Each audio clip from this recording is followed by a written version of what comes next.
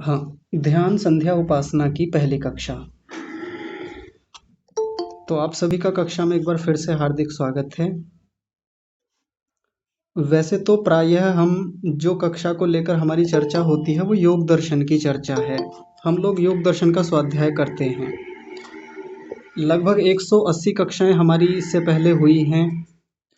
तो जब हमारा योग दर्शन शुरू हुआ था उस समय कई लोग कह रहे थे कि आप ध्यान कब करवाएंगे, आप उपासना कब सिखाएंगे।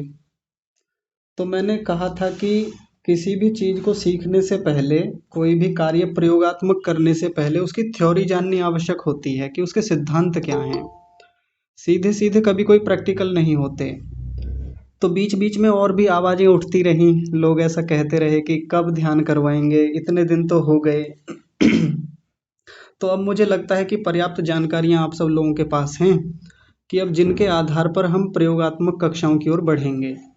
यानी ध्यान का जो व्यावहारिक स्वरूप है, हम कैसे ध्यान करें, संध्या करें, उपासना करें, इस ओर बढ़ने के लिए अब हम तैयार हैं। तो आज की बातचीत को शुरू करने से पहले मैं आप लोगों के सामने एक उदाहरण रखता हूँ। आप लोग उदाहरण से रिलेट कर पाएंगे। आप देखिएगा, विचार कीजिएगा कि ये उदाहरण कहीं हम लोगों पर भी तो सटीक नहीं बैठता। तो आप लोग अपने जीवन का ही उदाहरण लेंगे। मैं आप सब लोगों से कहूँगा कि जैसे आपके घर में कभी कोई विवाह हुआ हो, शादी हुई हो, किसी का भी हुआ हो। कई लोग तो कक्षा में ऐसे हैं जो विवाहित हैं, ज़्यादातर लोग विवाहित ही हैं। तो आप अपने विवाह को भी ध्यान में रखिएगा, या परिवार में जिस संबंधी का भी विवाह हुआ हो जिसमें आप पूरी तरह से संलग्न रहे हों, तैयारियों में जुटे हों, तो आप उसको ध्यान दीजिएगा, याद कीजिएगा। जैसे ही किसी का विवाह होता है तो विवाह से लगभग 2-3 महीने पहले हमारी तैयारियां शुरू हो जाती हैं। उसके लिए हम पहले से बहुत सारी व्यवस्थाएं करते हैं। जैसे ही विवाह की दिनांक सुनिश्चित हुई कि अमुक दिनांक को विवाह होना सुनिश्चित हुआ है, तो हम पहले से ही बहुत सारे काम शुरू कर देते हैं। कपड़े खरीदना है, आभूषण खरीदना है, बाकी हलवाई कौन होगा, या फार्म हाउस में बुकिंग करानी है, किसी होटल को बुक करना है, कहाँ से बारात आएगी, कहाँ जाएगी, गाड़ियाँ बुक करनी है पहले से, या वाद्य संगीत यंत्र वाले, कैमरे वाले, ये सब हम पहले से सुनिश्चित करके चलते हैं। धन इकट्ठा करना शुरू करते हैं कि इतना धन पर्याप्त हो जाएगा, इतना पहले से लेके चलते हैं ताकि आगे बाधाएं ना आए।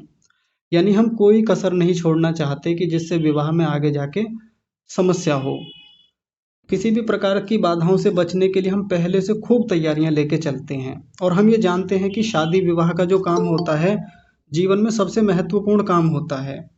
उसके लिए हर पिता, हर माता, जैसे किसी माता पिता के बच्चे का विवाह है तो वो पूरी जोर शोर से तैयारियां करते हैं, कोई कसर ना रह जाए, कहीं से कुछ सुनने को ना मिल जाए कि इन्होंने ये कमी छोड़ दी थी।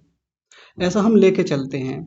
हम ये मान के चलते हैं कि शादी विवाह रोज रोज नहीं होते, जब भी होते हैं तो उसके लिए हमको पहले से बढ़िया से तैयारी करनी चाहिए ताकि कल को बातें ना बने समाज में। ये हम पहले से सोच के चलते हैं, उसके लिए पूरी कोर कसर कुछ छोड़ना नहीं चाहते। तो वैसे ही जीवन की एक बहुत बड़ी स्थिति है, जीवन का एक बहुत बड़ा कार्य है, वो है उपासना। शादी विवाह तो बहुत छोटी बात है। यदि हम पूरे जीवन को थोड़ा गंभीरता से विचार करके देखें तो शादी विवाह हमको बहुत छोटी चीज़ें दिखाई देंगी। लेकिन जो उपासना है, जो ध्यान है, जो समाधि की बातें हैं, जो अध्यात्म की चीज़ें हैं, वो हमारे जीवन की सबसे गंभीर चीज़ें हैं, सबसे महत्वपूर्ण चीज़ है। अब आप लोग विचार करके देखिए कि जो उदाहरण मैंने आपके सामने रखा विवाह का, जिसके लिए हम पूरी तैयारियां करते हैं, छोटी से छोटी कमियों पर भी ध्यान देते हैं कि ऐसी ना हो जाए। जब हम लोग कपड़े खरीदने जाते हैं तो हम वहाँ भी ये देखते हैं कि नहीं, मुझे ये नहीं, मुझे इसी कंपनी का चाहिए, मुझे ये वाला चाहिए, मुझ पर ये फिट बैठता ही नहीं है। हम तमाम ब्यूटी पार्लर पे जाएंगे, सैलून्स पे जाएंगे कि वहाँ भी जा कर के हमारी कोई कमी ना रहे, हमारे सौंदर्य में हमको कोई देखे तो ये कहे हाँ बढ़िया से तैयार होके आए हैं। लेकिन जब बात उपासना की आती है, जब ध्यान संध्या की बात आती है, तो हम लोग कहीं इसमें पीछे रह जाते हैं। हमारी कोई तैयारी विशेष होती नहीं है। जैसे उदाहरण के लिए मान लीजिए कहीं से हमारे पास न्योता आया, कहीं से हमारे पास निमंत्रण आया कि एक स्थान पर ध्यान का शिविर रखा गया है और आपको ध्यान करने के लिए आना है। या आजकल ऑनलाइन कक्षाओं में भी ध्यान कराए जाते हैं। कई लोग तो ये सोच रहे थे जब मैंने ये संदेश भेजा कि आज दोपहर में ध्यान कराएंगे। अच्छा, दोपहर में कौन ध्यान कराता है? तो ऐसा सोचा जाता है और हम सीधे जाते हैं उठ करके कि आज चलो ध्यान ही कर लेते हैं। चलो आज ये कक्षा रखी है, किसी ने शाम को रखी, सुबह को रखी, दोपहर में रखी, तो आज हम ध्यान करेंगे। लेकिन ध्यान से पहले की भी बहुत बड़ी बड़ी तैयारियां होती हैं। ध्यान इतनी सामान्य चीज नहीं है कि सीधे उठे, किसी ने शिविर लगाया था, किसी ने ध्यान कराया था और हम सीधे जा करके बैठ गए। हमको भोजन भी बनाना होता है तो भोजन बनाने से पहले भी बहुत सारी तैयारियां की जाती हैं। रसोई घर को साफ किया जाता है, सब्जियां इकट्ठी की जाती हैं, मसाले इकट्ठे किए जाते हैं, बाकी और कितनी चीज़ें जुटा करके तब कोई व्यक्ति भोजन बनाता है, तब भोजन बनता है। बहुत तैयारियां लगती हैं उसमें भी। मेहमान आने वाले हों घर में, उनके स्वागत आतिथ्य के लिए भी पहले से तैयारियां होती हैं। मकान बनाना हो, मकान बनाने के लिए व्यक्ति सालों पहले से धन इकट्ठा करना शुरू करता है, सामग्रियां इकट्ठा करना शुरू करता है, तब जाके एक मकान बन पाता है। आसान नहीं होता। बड़ी बड़ी व्यवस्थाएं, बड़े बड़े कार्य पहले तैयारियों पर आधारित होते हैं। तो हम क्यों भूल जाते हैं कि ध्यान, संध्या, उपासना जो है, ये इतना हल्का काम है कि हम सीधे उठे और ऐसे ही ध्यान में बैठ गए।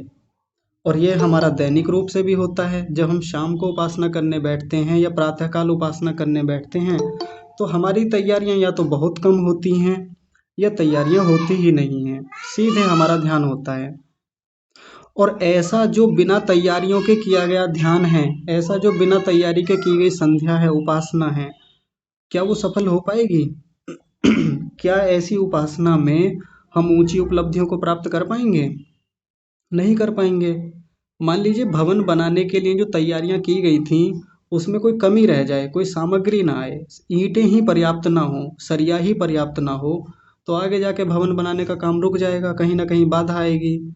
मिस्त्री ठीक ना मिले या ठेकेदार अच्छा ना हो, वो गड़बड़ कर दे, तो आगे जाकर बाधाएं होनी स्वाभाविक हैं। मकान का काम रुकेगा या आगे बिगड़ेगा, कुछ और दिक्कतें आएंगी। भविष्य में जाके और कुछ समस्या हो सकती है कि मकान यहाँ से कमजोर रह गया जी, और यहाँ लेके तो चलना चाहते थे और बना दिया ये समस्याएं हमारे साथ ध्यान में भी आती हैं। क्योंकि इधर उधर की विधियों से हम ध्यान करते हैं, जी मर्जी ध्यान करते हैं, कहीं से थोड़ा सा सीख लिया वहां से ध्यान करते हैं, उससे पहले की कोई तैयारी हमारी नहीं होती। तो फिर समस्याएं कहाँ आती हैं? जैसे आज शाम को उपासना करने बैठे, 15 मिनट हुए, 20 मिनट हुए, उपासना की थोड़ी सी, लेकिन वहां मन नहीं लगा। एक स्थिति ऐसी बन गई कि विचार इतने अधिक आ गए, इतनी तीव्रता थी विचारों की, इतनी चंचलता थी, ध्यान ही नहीं लगा और खिन्न होकर के अंततः उठना पड़ा कि उपासना में मन ही नहीं लगता, अच्छा ही नहीं लग रहा है। या किसी को अच्छा लगता भी है थोड़ा बहुत, जैसे कुछ लोगों को श्रद्धा अधिक होती है परमात्मा पर, अध्यात्म में या ध्यान संध्या में, तो वो थोड़ी सी अनुभूतियां लेके उठते हैं कि हाँ आज अच्छा लगा, आज थोड़ी खुशी हुई, आज थोड़ा सुख मिला यहाँ से। तो ऐसी थोड़ी बहुत चीजें लेके उठते हैं। लेकिन जितना हमने पिछले दिनों योग दर्शन में भी पढ़ा है या जितना हम अध्यात्म को समझते हैं, जितना सुना है हमने, शास्त्रों में पढ़ा है, हम देखते हैं कि अध्यात्म में, ध्यान, संध्या, उपासना में तो बहुत गहरी बातें हैं, बहुत गहरे गहरे प्रत्यक्ष हैं। वहाँ तो बहुत बड़े प्रोजेक्ट हैं करने लायक।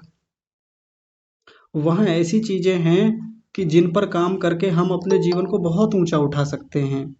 और कितनी सारी चीजें तो हमने पिछले दिनों ऐसी देखी जो हम कभी आज तक सोच भी नहीं पाए कि उपासना में ये चीजें भी होती होंगी। जैसे उदाहरण के लिए मैं आपको बताना चाहता हूँ, संस्कारों पर काम करना, क्लेशों पर काम करना, वृत्तियों पर काम करना, क्लेशों को कैसे दग्धबीज किया जाए, निर्बल बनाया जाए, कमजोर किया जाए, इस पर आज तक हमने संध्या उपासना में काम किया ही नहीं है, या किया है तो बहुत कम किया है। कारण क्या है? तैयारियां नहीं है हमारी। सीधा हमने कहीं से ध्यान सीखा, ऐसे ही कोई पुस्तक से पढ़ लिया या संध्या की विधि पढ़ ली और ऐसे ही हम बैठ गए ध्यान करने के लिए। तो वो जो आगे के स्तर की चीजें हैं, जो ऊंचे स्तर की बातें हैं, आगे की जो ऊंची उपलब्धियां हैं, उनसे हम प्रायः वंचित ही रहते हैं। एक उदाहरण मैं आप लोगों के सामने रखूंगा, बहुत रोचक उदाहरण है। मान लीजिए कोई गृहिणी है, कोई घर में रहने वाली नव विवाहिता स्त्री है, अभी अभी नया नया विवाह हुआ है। उस परिवार में 10 लोग हैं। अचानक से सूचना मिली कि 5 लोग बाहर से और आने वाले हैं। कुल मिलाकर 15 लोगों का भोजन आज आपको बनाना है। ये बात सुबह ही उनको बता दी गई और कहा कि शाम को लगभग 7-8 बजे तक भोजन बन जाना चाहिए, ये आप ही को बनाना है और आप जितना अच्छा बनाएंगी लोग उतनी प्रशंसा करेंगे। अब देख लीजिए, आपका सम्मान आपके हाथ में है। तो सौंप दिया उनके ऊपर कि अब भोजन आप ही को बनाना है और कोई सहायता भी नहीं करेगा आपकी। तो ये देवी जी क्या करती हैं, नए नए वस्त्र पहने हुए हैं और शुरू शुरू में आभूषण भी बहुत अधिक पहने हुए होती हैं महिलाएं, हाथों में चूड़ियां हैं खूब सारी। तो बार बार रसोई में जाती हैं, डब्बों को, जो डब्बे रखे हुए हैं उनको कभी ऊपर रखना, कभी नीचे रखना, कभी उतार के देखना इसमें क्या है, इसमें क्या है, आटा कहाँ रखा हुआ है, मसाले कहाँ रखे हुए हैं, सब्जियां कहाँ हैं, फ्रिज कहाँ है। ये सब चीज़ों में ही वो पूरा दिन निकाल देती हैं। तो लोगों को भी लगता है कि यार कुछ तो कर रही है, क्योंकि आवाज़ें तो बहुत आ रही हैं, चूड़ियाँ खनकने की, आभूषणों के बजने की आवाज़ें खूब हो रही हैं, काम में तो लगी हुई है, बढ़िया है, अच्छा है। तो सब लोग संतुष्ट भी थे कि शाम तक मेहमान आएंगे तो ये बढ़िया से तब तक बना लेंगी, अच्छा कर लेंगी काम को। लेकिन शाम होते होते मेहमान भी आ जाते हैं, मेहमान आके बैठ गए हैं। घर के बाकी सदस्यों ने कहा कि अब भोजन ले आइए, सब लोग भोजन करने के लिए तैयार हैं। रसोई घर में जा कर के देखा तो वहाँ तो कुछ है ही नहीं बना हुआ। ये जाती रहीं, वहाँ जाके प्रयास भी करती रहीं, इधर से उधर डब्बों को किया, इधर से उधर देखा कि इसमें क्या है, कैसा है। लेकिन भोजन जो नहीं बनना था, जिसके लिए प्रयास किए ही नहीं गए थे, वो कैसे बनता। औपचारिकताएं मात्र पूरी की थी भोजन बनाने की। बाहर के लोगों को लग रहा था कि हाँ भोजन तो बन रहा है, भोजन तो बन ही जाएगा, तब तक ऐसा लग रहा था। तो जैसे एक स्त्री भोजन बनाने का लगभग नाटक जैसा कर रही थी, औपचारिकताएं जैसी कर रही थी, वैसी ही औपचारिकताएं अधिकांशतः हम भी ध्यान में, उपासना में करते हैं। सुबह का समय हुआ, शाम का समय हुआ, हम ध्यान में बैठते हैं, एक फॉर्मेलिटी जैसी पूरी करके आते हैं, संध्या के मंत्र पढ़े, कुछ थोड़ा सा जप किया कि मैं 1 माला पूरी करूँगा, मैं 2 माला पूरी करूँगी, या मेरा इतना है, आज मुझे इतना जप करना है, आज मुझे इन मंत्रों का जप करके उठना है, या मुझे इतने मंत्रों का पाठ करना है। इतना करके, या परमात्मा के इतने गुणों का आज चिंतन करना है, ये गुण मैंने सेलेक्ट कर रखे हैं, इतने इतने गुण जो सत्यार्थ प्रकाश में या बाकी ग्रंथों में दे रखे हैं, इनका चिंतन करना है और उठ के आ जाना है। लेकिन इतना कुछ करके भी हम देखेंगे कि आउटपुट क्या निकला। आप लोग सब विचार करके देखिए, इतने वर्षों से उपासना कर रहे हैं हम लोग, सब लोग अपना अपना देखेंगे। मैं किसी व्यक्ति विशेष को लेकर टिप्पणी नहीं कर रहा हूँ, ना मेरा टारगेट कोई एक एक दो व्यक्ति है, सबके लिए ये बात है। और सबके लिए बात होती है तो उसका मतलब है कि प्रत्येक को अपने अपने लिए देखना है। कहीं हम उस स्त्री की तरह जाकर रसोई घर में औपचारिकता तो नहीं निभा रहे हैं, गहने ही हमारे, गहनों की ही आवाज़ आ रही है, चूड़ियों की आवाज़ आ रही है कि हाँ काम तो चल रहा है रसोई में। तो वैसे ही कहीं बाकी लोग हमारे बारे में यही तो नहीं सोच रहे हैं, या कहीं हम भी तो ऐसे भ्रम में तो नहीं हैं कि हम संध्या तो प्रतिदिन कर रहे हैं। पिछले 10 साल से हमारी संध्या चल रही है, 20 साल से, 15 साल से, या 40 साल से हम उपासना कर रहे हैं, आर्य समाज में हैं, हम गायत्री परिवार में हैं, या हम अमुक संस्था में हैं, हमने इतने समय से ध्यान सीखा है। आखिरकार आउटपुट क्या निकला, अंततः फल क्या मिला इतनी उपासना करके, अंततः हम कितना प्राप्त कर पाए उपासना में जाकर के। सोचिए, विचार कीजिए। एक और उदाहरण मैं आपके सामने रखूंगा।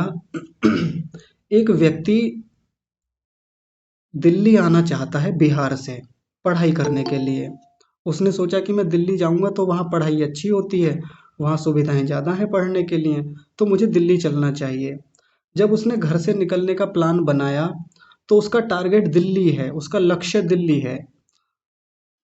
तो जो उसको अपने गंतव्य स्थल पर पहुंचना है, उसके लिए पहले से उसने निर्धारित किया कि सबसे पहले तो मुझे अपने गांव के अड्डे पर पहुंचना है। गांव में अड्डे बने हुए होते हैं कि वहां से मुझे कोई ना कोई वाहन मिलेगा। तो वो व्यक्ति पहले पैदल चला, पहला लक्ष्य था कि वो पहले उस अड्डे तक पहुंचे। फिर उसने सोचा कि वहां से कोई व्यक्ति मिले, कोई ऑटो मिले जो मुझे बस स्टैंड तक छोड़ दे।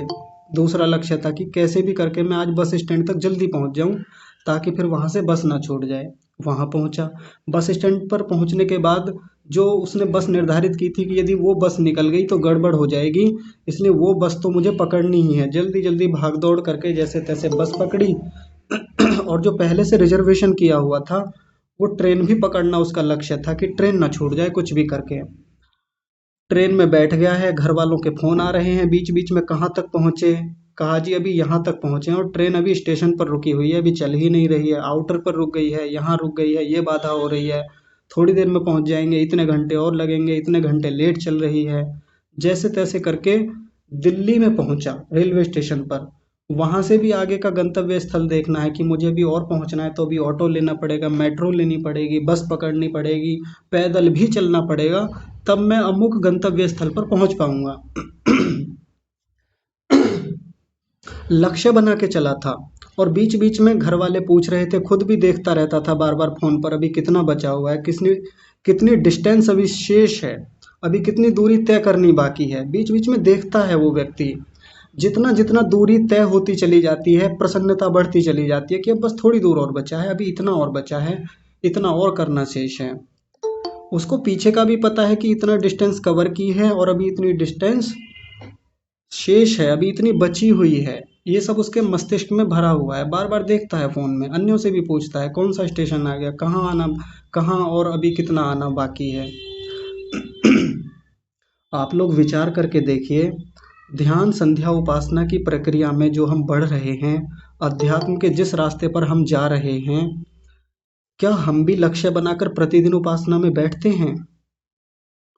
सब लोगों से गंभीर प्रश्न है, मैं पूछूंगा नहीं, आपके सामने केवल एक प्रश्न रख रहा हूं, आप स्वयं से पूछें।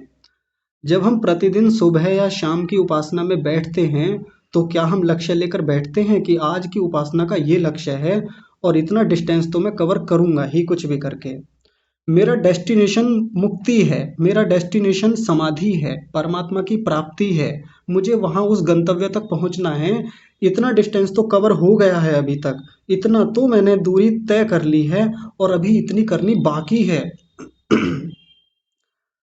अगर मान लीजिए वो बिहार से चला हुआ जो व्यक्ति है, अगर वो यही ना देखे कि कितनी दूरी तय करनी बाकी है, कितनी कर ली है, तो उसको पता कैसे चलेगा कि कहाँ आ गए? घर वालों को क्या बताएगा फोन पे? या कहाँ निकल जाए, ट्रेन कहाँ ले जाए कुछ पता नहीं, या बस कहाँ ले जाए कुछ पता थोड़ी चलेगा, मेट्रो किधर को निकल गई या कौन सी मेट्रो में बैठा था कुछ पता थोड़ी चलेगा, कुछ नहीं पता चलेगा। क्या पता किस स्टेशन पे उतर जाए और सोच ले कि हाँ यही डेस्टिनेशन था मेरा। तो क्या हम भी तो ऐसे ही नहीं भटक रहे हैं उपासना के माध्यम से? उपासनाओं में, ध्यान की कक्षाओं में, शिविरों में, या खुद की व्यक्तिगत उपासनाओं में लक्ष्य बनाकर हम कितनी बार बैठे कि आज की उपासना का लक्ष्य ये है और जब तक ये नहीं कर लूंगा तब तक नहीं उठूंगा, या मुझे अगले एक महीने के भीतर भीतर ध्यान में बैठ करके ये वाला लक्ष्य तो पूरा करना है चाहे कुछ भी हो जाए। मुझे इस राग नाम के क्लेश को तो खत्म करना है अगले एक वर्ष के भीतर भीतर। जिस राग ने, जिस द्वेष ने मेरी जिंदगी तबाह कर रखी है, मुझे बहुत परेशान किया है, मेरा इतना कुछ छीन लिया है, ये राग और द्वेष को तो खत्म करना है, उपासना में ही जाके करूंगा इसे तो। क्या हम ऐसा लक्ष्य लेकर बैठते हैं? क्या ऐसा कोई डेस्टिनेशन हमने बनाया है उपासना में बैठ करके कि पहला लक्ष्य ये है, ये पूरा कर लूंगा? क्या हमें उस यात्रा का पता भी है कि जैसे बिहार वाले लड़के को तो पता था, यहाँ से अड्डे तक, अड्डे से स्टेशन तक, अड्डे तक, बस अड्डे से लेकर स्टेशन, स्टेशन से दिल्ली, दिल्ली से आगे मेट्रो, मेट्रो से आगे ऑटो, ऑटो से आगे वो कमरा जहाँ तक जाना है। क्लियर था माइंडसेट पूरा, सारा रास्ता स्पष्ट था उसको, ये इस रास्ते तक जाना है। हमको तो अभी यही नहीं पता कि रास्ता क्या है। अगर मैं पूछने लगूं, मैं बात करूं कि वो रास्ता है क्या, पहले क्या चीज हमको प्राप्त करनी है ध्यान में बैठ करके, ऐसा क्या है कि पहले हाँ ये मिल जाए फिर आगे बढ़ेंगे, अगला स्टेप हमारा ये होगा उपासना में। और जब जब अगला स्टेप हमारा कंप्लीट होगा, पूर्ण हो जाएगा, तो फिर हाँ अगला ये बचा है, फिर इसको पूरा करना है, वो हो जाएगा फिर अगला वाला देखेंगे, फिर उससे आगे निकलेंगे। हाँ ये हो गया, ये मेरा यहाँ तक कंप्लीट है मेरा। क्या ऐसा हम कुछ बनाते हैं? क्या ऐसा ड्राफ्ट हमारे मन में रहता है, कोई प्रारूप उपासना का या उस मार्ग का है हमारे मन में? क्या ऐसे छोटे मोटे लक्ष्य पूरे किए हैं उपासना के माध्यम से? बहुत सारे संदेश मैं बाकी ग्रुप्स में देखता हूँ। कोई व्यक्ति आते हैं, बड़े अच्छे अच्छे आचार्य हैं, बड़े अच्छे अच्छे साधक हैं जो कराते हैं ध्यान, और क्या कहते हैं कि 1 जनवरी को ध्यान की पहली कक्षा होगी। उदाहरण के लिए 1 जनवरी को हम ध्यान की पहली कक्षा लेंगे, और कोई भी कहीं से भी आते हैं और सीधे क्या, उस दिन आपको अमुक समय सुबह 5 बजे कक्षा में जुड़ना है। उन्होंने कक्षा रखी 1 जनवरी को, और ये संदेश पहले 7-8 दिन से चल रहा था। सीधे लोग आए, कक्षा में जुड़े, ध्यान में बैठे, ध्यान बहुत अच्छा कराया, कराने वाले बहुत अनुभवी लोग थे, वर्षों से करा रहे थे, और लोगों को ध्यान करके सच में अच्छा लगा। 1 घंटे तक बैठे। जो लोग 15-20 मिनट नहीं बैठ पाते थे, वो उस दिन कक्षा में 1 घंटे तक बैठ गए। आश्चर्य हुआ कि मैं 1 घंटे तक ध्यान में बैठा आज, औरों को बताएंगे, बड़े खुश होंगे, प्रसन्न होंगे। आज अमुक सन्यासी जी ने, अमुक साधक जी ने, आचार्य जी ने बहुत बढ़िया ध्यान कराया, बहुत मजा आया। तैयारियां कुछ थी नहीं, हम सीधे चले गए थे। हमको पता ही नहीं था, करा भी दिया उन्होंने ध्यान, हमको अच्छा लगा। और प्रायः ध्यान की जितनी पद्धतियां संसार में प्रचलित है ना, उन सब पद्धतियों में यदि कुछ समय के लिए सत्वगुण हमारा उभर जाए, कुछ समय के लिए चंचलता कम हो जाए, तो सीधी सी बात है, सीधा सा सिद्धांत है, सत्वगुण के उभरने से, रजोगुण के दबने से, चंचलता कम होने से व्यक्ति को सुख होता ही है। ये ध्यान में बैठकर भी नहीं, ये सामान्य रूप से भी होता है। आप चलते फिरते काम करते भी यदि आपके साथ ऐसा हो रहा है, तो भी वो सुख मिलने वाला है, वो आनंद मिलने वाला है। ये कोई बहुत बड़ी बात नहीं है। अगर ये ध्यान की कक्षा में जाके मिले, तो सारा का सारा क्रेडिट फिर किसको जाता है? हाँ, उन्होंने जो उस दिन कक्षा ली थी, उन्होंने जो उस दिन शिविर में बुलाया था, बहुत बढ़िया साधक हैं, बहुत बढ़िया ध्यान कराते हैं। लेकिन कोई डेस्टिनेशन नहीं, कोई लक्ष्य नहीं, कोई तैयारियां नहीं, उन तैयारियों के बिना हम वहां पहुंचे हैं। तो फिर से एक बार प्रश्न करेंगे अपने आप से कि आज तक हमने जितनी ध्यान संध्या की कक्षाएं इधर उधर की हैं, शिविर अटेंड किए हैं, या व्यक्तिगत स्तर पे हम ध्यान करने के लिए निकले हैं, तो क्या हम तैयारियों के साथ गए थे? क्या हमने लक्ष्य तय किए थे वहां पर? नहीं किए थे। और जो मैं हमेशा बोलता हूँ, आज वो मैं उदाहरण एक बार फिर से रखता हूँ कि एक बच्चा स्कूल में है, 11वीं कक्षा में है, केमिस्ट्री की क्लास में है। एक दिन पता चला कि हमारे स्कूल में केमिस्ट्री की लैब भी है, और उसमें बहुत सारे केमिकल्स हैं, और बहुत मज़ेदार केमिकल्स हैं, बड़े बड़ी अच्छी चीज़ें उनसे हो जाती हैं, बड़े बड़े अच्छे उनसे प्रयोग किए किए जा सकते हैं, आग भी लगाई जा सकती है, ये भी किया जा सकता है, विस्फोट भी किया जा सकता है, गैस बनाई जा सकती है। एक दिन सीधा जाके केमिस्ट्री की लैब में चला गया, शुरू में ही 11वीं कक्षा में आया आया है अभी, पढ़ा कुछ है नहीं, सीधा केमिस्ट्री लैब में बिना टीचर की सहायता के। और उधर जा कर के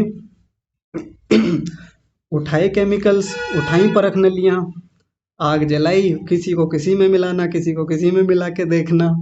हो सकता है कुछ बना भी ले, थोड़ा बहुत अवबोध हो भी जाए कि हाँ ये बन गया, इसमें ये वाली गैस बनी, ये वाला एलिमेंट नया तैयार कर दिया, ये पदार्थ बना दिया मैंने। थोड़ी बहुत चीज़ें हो सकता है उनमें सफल भी हो जाए, लेकिन ये भी संभावना बड़ी है कि बिगाड़ बहुत बड़ा करके आए, या कोई सही सकारात्मक आउटपुट निकले ही ना, उसको पता ही ना चले कि हो क्या गया इसमें, कौन कौन सी केमिकल रिएक्शंस हो गई थी। सही तरीका क्या है? आप भी उस लड़के को पागल ही समझेंगे ना कि ये तो पागल है, सीधा केमिस्ट्री लैब में जा रहा है। अरे टीचर के साथ जाए, अध्यापक के साथ पहुंचे, ये इससे पहले केमिस्ट्री पढ़े तो, पुस्तक तो पढ़े, थ्योरी तो पढ़े, तभी तो जाके सही से प्रैक्टिकल कर पाएगा, तभी तो सही आउटपुट निकाल पाएगा, तभी तो जीवन में आगे वैज्ञानिक बनने की प्रक्रिया में आगे बढ़ेगा, बड़े शोध करेगा। ऐसे ही चला गया मुंह उठा करके। हम ऐसे लड़के को बुरा भला बोलेंगे, बहुत सारी बातें सुनाएंगे। सही तरीका क्या है? क्लास में बैठे, किताब पढ़े, 11वीं की केमिस्ट्री की जो बुक है उसको पढ़े, समझे, चिंतन करे, टीचर से क्वेश्चन आंसर करे। जब वो सब चीज़ें हो जाएं, तब लैब में जाए, तब विधिवत एक एक क्रिया को करे, जो जो कर रहा है उसको नोट करता रहे, लक्ष्य लेकर हर दिन लैब में जाए कि आज ये बनाना है, आज ये गैस मुझे तैयार करनी है, हाइड्रोजन कैसे बनेगी, इसके लिए क्या केमिकल रिएक्शन मैंने पढ़ी थी, उसको पहले से देख करके जाए, तब बनाए बढ़िया से। किस मात्रा में बनी, किस क्वांटिटी में बनी, उसको सेव कैसे करना है, ये सब सीख के जाए, वहाँ करे तो बिल्कुल करेगा। ये बुद्धिमानों वाला काम है, ये सही विधि है। जब हम एक केमिस्ट्री की लैब, जो बहुत छोटी बात है, बहुत छोटी सी चीज़ है, जब हम उसमें बिना तैयारियों के नहीं जा सकते, जाएंगे तो कोई अच्छा आउटपुट लेकर नहीं आएंगे। तो हम ध्यान, संध्या, उपासना जैसे बड़े लक्ष्य के लिए, जो जीवन के सबसे महानतम लक्ष्य को लेने का माध्यम है, सबसे उत्तम रास्ता है, बिना तैयारियों के हम कैसे चले जा रहे हैं उधर? बिना किसी मेंटरशिप के, बिना किसी मेंटर के, बिना किसी टीचर के, अध्यापक के गाइडेंस के कैसे हम उधर बढ़े चले जा रहे हैं?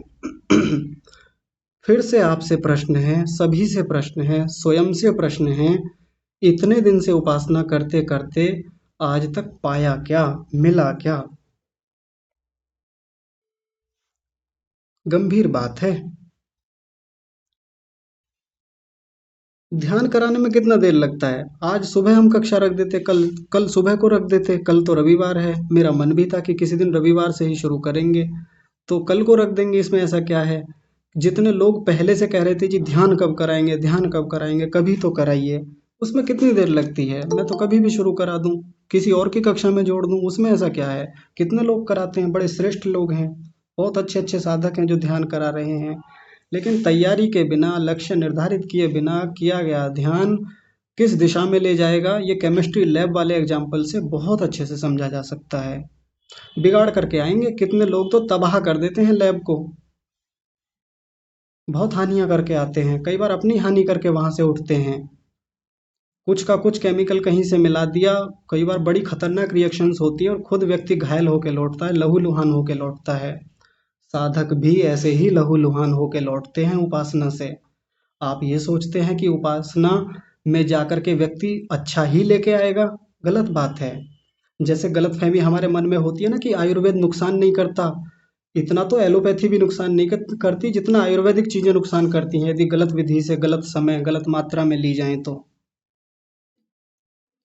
आयुर्वेद हो या ये योग हो, अगर सही विधि से किया जाए, उत्तम रीति से किया जाए, सही मात्रा में किया जाए, सही दिशा निर्देशों के साथ किया जाए, सही मेंटरशिप में किया जाए, तो सही दिशा में ले जाएगा, अच्छे परिणाम देगा। गलत दिशा में जाएंगे, बिना मेंटरशिप के जाएंगे, गलत लक्ष्य निर्धारण के बिना जाएंगे, बिना तैयारियों के जाएंगे, तो कहाँ निकल जाएंगे, कितनी हानि लेके आएंगे, ये फिर उसी केमिस्ट्री लैब वाले उदाहरण से आप समझ सकते हैं, कितना लहूलुहान होके लौटेंगे। ये बहुत सारे उदाहरण हम लोगों के सामने मिल जाएंगे। और कितने लोग इसीलिए कुछ दिन ध्यान शुरू किया, कुछ दिन उपासना शुरू की, छूट गई, नहीं हो पाई, नहीं बढ़े आगे, लौट आए, नहीं होता जी हमसे। और कितने लोग तो ऐसे हैं, कितने पेरेंट्स ऐसे हैं, बड़े लोग ऐसे हैं, वो ये कहते हैं हमारे बच्चों को ध्यान सिखा दो जी, हमारे बच्चों को थोड़ा ध्यान व्यान का बता दो, ये थोड़ा सा पढ़ने में ठीक हो जाए, इनको एकाग्रता आ जाए। तो मैं उनसे पूछता हूँ, आप करते हैं क्या ध्यान? हाँ, हम तो करते हैं, हम संध्या करते हैं, और उनकी संध्या वही फॉर्मेलिटी वाली, बस ओम शन्नो देवीरभिष्टया आपो भवन्तु पीतये से लेकर ओम नमः शंभवाय च मयो भवाय च मंत्रों तक, इन मंत्रों तक होके एक फॉर्मेलिटी के रूप में ही आगे बढ़ रही है, और चाहते हैं बच्चे हमारे आध्यात्मिक हो जाएं। बातें मेरी थोड़ी कड़वी हो सकती हैं, बुरी लग सकती हैं, और जो मैं हमेशा कहता हूँ, बातें बुरी लगने के लिए ही बोली जा रही हैं, बुरी लगें, चुभें जा करके, ताकि इन पर काम भी किया जाए। हम पिछले 182 दिनों से लगे हुए हैं, दिन तो ज़्यादा हो गए, बीच में बहुत सारी छुट्टियां भी रही हैं हमारी, जिन थ्योरी को समझने में हमने 180 दिन लगाए योग दर्शन की कक्षाओं में, तो आप सोचते हैं कि अब एक ऐसी स्थिति में आ गए हैं कि अब हम ध्यान कर सकते हैं। अभी तो बहुत कुछ सीखना है, उसमें भी क्लेशों को हमने समझा है। आप लोगों को मैं एक बार ले चलता हूँ पिछले कक्षाओं में। हमने सबसे पहले मन के स्वरूप को समझा है, मन होता क्या है, क्योंकि मन ही वो साधन है जिससे हम उपासना में आगे बढ़ने वाले हैं। मन की अपनी भूमियाँ होती हैं, स्थितियाँ होती हैं, उनको समझना बहुत आवश्यक है। जिस बस में हम जाने वाले हैं, जिस ट्रेन में हम जाने वाले हैं, हम पता तो करते हैं कि उसमें रिजर्वेशन है या नहीं है, सीट मिल भी जाएगी या नहीं मिलेगी, किस रूट से किस रूट पर जाती है, हम उस साधन को पूरी अच्छी तरह से देख लेते हैं पहले से ही। कितने रुपए का टिकट है, कहाँ तक पहुँचाएगी, कहाँ का डेस्टिनेशन लेके चलती है, किस समय जाके उतारेगी, पूरा देखते हैं। तो मन को भी तो देखना पड़ेगा। मन ही वो साधन है जिस पर बैठकर हम उपासना में वो यात्रा तय करने वाले हैं। मन की उन सब स्थितियों को समझना पड़ेगा। मन किस किस स्थिति में कैसा होता है, मन की वो भूमियाँ क्या हैं, समझा है नहीं। मन के बारे में ज़्यादा कुछ जानते हैं नहीं। उपासना कर रहे हैं पिछले 20 सालों से, 30 सालों से, 40-50 साल हो गए हमें उपासना करते करते। मन की स्थितियाँ क्या हैं, मन की भूमियाँ क्या हैं, क्षिप्त भूमि क्या होती है, विक्षिप्त क्या है, नहीं जानते। क्या उपासना कर रहे हैं? मन के भीतर वृत्तियां कैसे काम करती हैं, वृत्तियों के प्रकार कितने होते हैं, क्लिष्ट वृत्तियां कैसी हैं, अक्लिष्ट वृत्तियां कैसी हैं, क्लिष्ट संस्कार कैसे काम कर रहे हैं भीतर, अक्लिष्ट संस्कार कैसे काम कर रहे हैं, क्लेश क्या हैं, क्लेश कैसे भीतर स्थितियां बदल रहे हैं हमारी, किस तरीके से हमको हानियां पहुंचा रहे हैं, किस तरीके से हमको लाभ दे रहे हैं। ये जाना है हमने अभी तक? इसके बारे में पढ़ा, समझा, विचार किया है, चिंतन मनन किया है? क्या इस थ्योरी को पढ़ा है लैब में जाने से पहले? नहीं पढ़ा, या पढ़ा है तो न्यून पढ़ा है, कम पढ़ा है, या पढ़ा है तो ऊपर ऊपर से पढ़ा है, मोटा मोटा पढ़ा है। जिस तरह हम उस लड़के को मूर्ख बता देते हैं जो केमिस्ट्री लैब में सीधा जाके घुस गया है, बिना टीचर की सहायता के, बिना बुक पढ़े, बिना पुस्तक पढ़े चला गया है, तो क्या हम भी तो वैसी ही कैटेगरी में नहीं है जो ठीक से पढ़े भी नहीं है और लेबोरेटरी में जाके बैठ गए हैं, ध्यान में बैठ गए हैं? ध्यान भी तो एक लेबोरेटरी है। ध्यान भी तो एक प्रयोगशाला है जिसमें जाकर हमको महानतम प्रयोग करने हैं, छोटे मोटे नहीं। संसार के सबसे बड़े प्रयोग तो इसी लेबोरेटरी में होने हैं। बाहर की जो इसरो की या नासा की जो बड़ी बड़ी प्रयोगशालाएं हैं, उसमें तो बाह्य भौतिक संसाधनों पर, भौतिक वस्तुओं पर प्रयोग करने वाले बड़े वैज्ञानिक हैं, महानतम वैज्ञानिक हैं। वो काम करते हैं भौतिक वस्तुओं पर। लेकिन जो ऐसी चीजें हैं जो हमें आंखों से दिखती भी नहीं, जो इंद्रिय ग्राह्य है ही नहीं, जो इंद्रियों से परे चीजें हैं, जिनको हम ना आंख से देख सकते हैं ना किसी यंत्र से देख सकते हैं, उन वस्तुओं को देखने के लिए जिस लेबोरेटरी में सबसे शानदार प्रयोग होने वाले हैं, वो तो यही है ध्यान संध्या उपासना। तो आप कैसे हल्के में ले लेते हैं ध्यान संध्या उपासना को कि ये बस औपचारिकता का मामला है, ये केवल ऐसे ही चले जाने का मामला है, या केवल थोड़ी, हाँ, एकाग्रता बन जाती है जी, कंसंट्रेशन बन जाता है। हाँ, आज की उपासना से थोड़ा अच्छा लगा, आज ना बहुत अच्छा लगा। अच्छा लगना लक्ष्य नहीं है। एक साधक तो वैसे भी अच्छा लगता ही रहता है, उसको जीवन में हजारों चीजें हैं उसके पास अच्छा लगने के लिए। केवल ध्यान संध्या उपासना से उसको अच्छा लगेगा, ये लक्ष्य नहीं होता उसका। ये तो मिल ही जाता है उसको, ये तो बोनस है, अच्छा लगना, शांति मिलना, सुकून हो जाना, एकाग्रता आ जाना। लक्ष्य कुछ और हैं, बड़े लक्ष्य हैं। उपासना में जा करके, उस लेबोरेटरी में जा करके, जैसे एक लैब में जा करके, फिजिक्स लैब, केमिस्ट्री लैब या बायो की कोई लैब है या कोई और बड़ी वैज्ञानिक लैब है, जब उस पे जा करके व्यक्ति सूक्ष्म वस्तुओं पर अनुसंधान करता है, सूक्ष्म परमाणुओं पर प्रयोग करता है, गहरे और विषयों पर अनुसंधान करता है, ऐसी ऐसी चीज़ों को देखता है जिनको हम साधारण आंखों से नहीं देख पाते, वैसे ही प्रयोग तो ध्यान में बैठ के हमारे ऋषियों ने किए, वैसे ही गहरे अनुसंधान हमारे पूर्वज साधकों ने किए। हल्की बात थोड़ी है ये संध्या, ध्यान संध्या उपासना। इसको लेकर के इतना बड़ा शास्त्र महर्षि पतंजलि जी ने, महर्षि व्यास जी ने लिख दिया, वैसे ही थोड़ी लिख दिया केवल थ्योरी के लिए कि बस पढ़ना है, परीक्षा देनी है, अंक आ जाएंगे, सर्टिफिकेट मिल जाएगा, योगाचार्य बन जाएंगे, दर्शनाचार्य बन जाएंगे, इसलिए थोड़ी लिखा है ये शास्त्र। परीक्षाएं इसीलिए थोड़ी होती हैं केवल। इस शास्त्र को पढ़ने का उद्देश्य यह है कि इससे सीख करके ध्यान में वो बड़े प्रयोग हम खुद भी तो करें, हम देखें भी तो हम कहाँ तक आ गए हैं, अपना अनुसंधान स्वयं से भी करें, अन्यों से भी पूछते रहें, दूसरों के दिशा निर्देशन में चलें, जो अनुभवी लोग हैं उनसे पूछते रहें। तो बात तो समझ में आ रही होगी कि मामला क्या है, कमियां कहाँ चल रही हैं, दिक्कतें कहाँ हैं, आज तक क्यों वैसी उपलब्धियां नहीं बन पाई हैं, क्यों मन नहीं लगता उपासना में, क्यों चंचलता, क्यों बेचैनी बनी रहती है, क्यों आज तक कुछ विशेष प्राप्त नहीं कर पाए उपासना में जाकर के।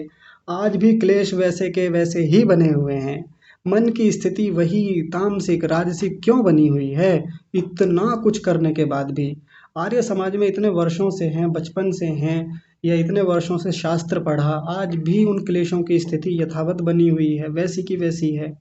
उन पर काम तक नहीं कर पाए। क्यों हम वो चीज़ें आज तक नहीं देख पाए उपासना में बैठ करके, जिसको महर्षि पतंजलि जी ने, महर्षि व्यास जी ने पहले ही पाद में लिख के स्पष्ट कर दिया है कि ये आपको वहाँ चीज़ें मिलने वाली हैं।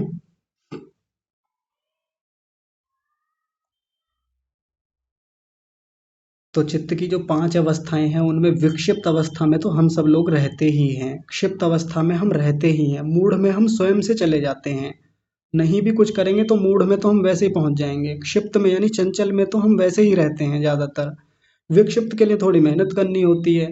विक्षिप्त में व्यक्ति की थोड़ी एकाग्रता रहती है, पढ़ता है, चीज़ों को एकाग्रता से करता है। लेकिन जो एकाग्र भूमि होती है, जिसमें जाकर व्यक्ति पूरी तरह से एक विषय पर केंद्रित होता है ध्यान में बैठ करके, उसको हमने कितनी बार लक्ष्य बना करके बैठा है उपासना में। हमने पढ़ा है ना, चित्त की 5 भूमियाँ होती हैं, उनमें से पहली है मूढ़, दूसरी है क्षिप्त, तीसरी है विक्षिप्त, चौथी है एकाग्र।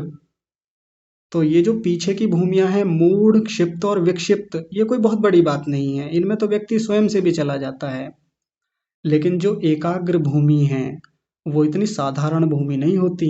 एकाग्र ये वो एकाग्र नहीं है जो सामान्य रूप से हम जिसको कंसंट्रेशन बोल देते हैं, जिसको हम कह देते हैं जी आज तो बड़ी एकाग्रता थी दिन में।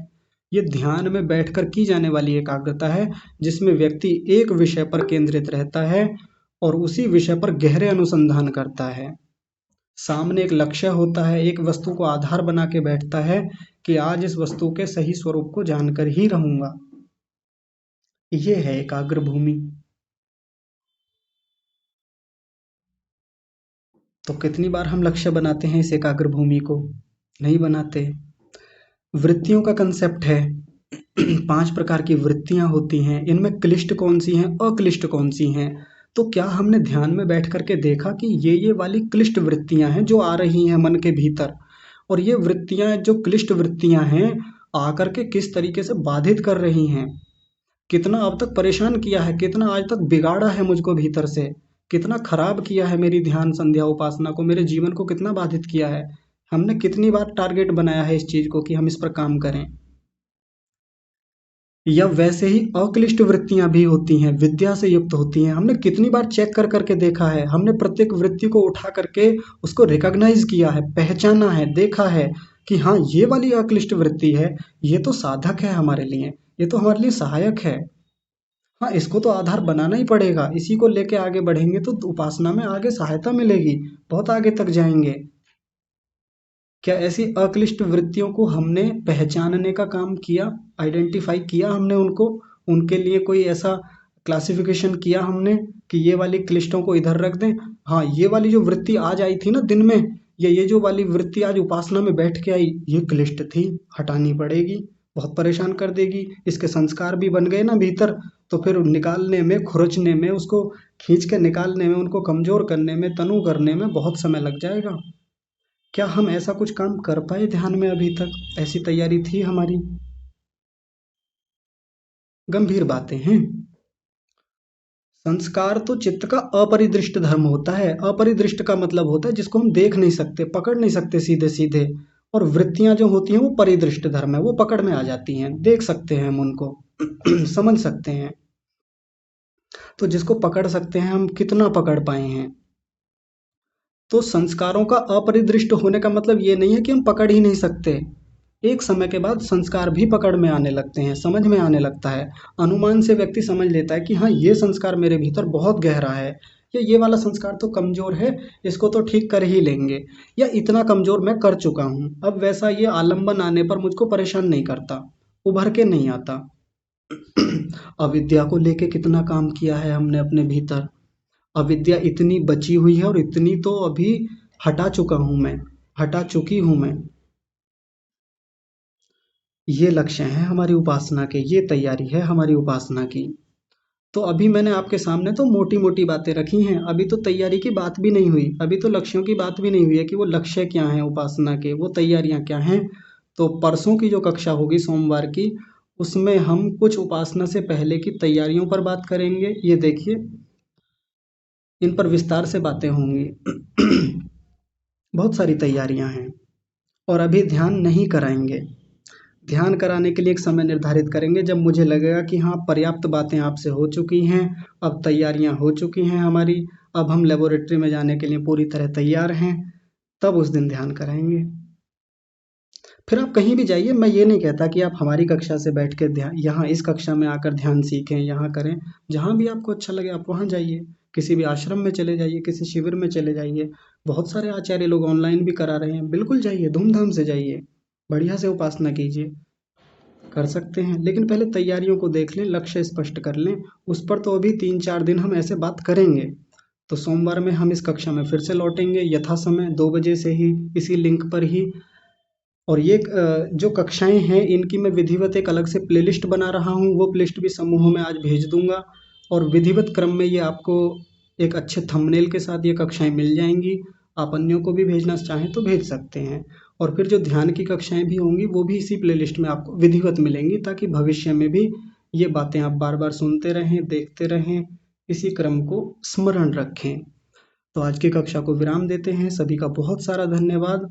और अंततः विशेष धन्यवाद तो परमात्मा के लिए, जिन्होंने ये उत्तम व्यवस्थाएं हमें प्रदान की हैं, ये इतना शानदार जीवन हमको दिया है।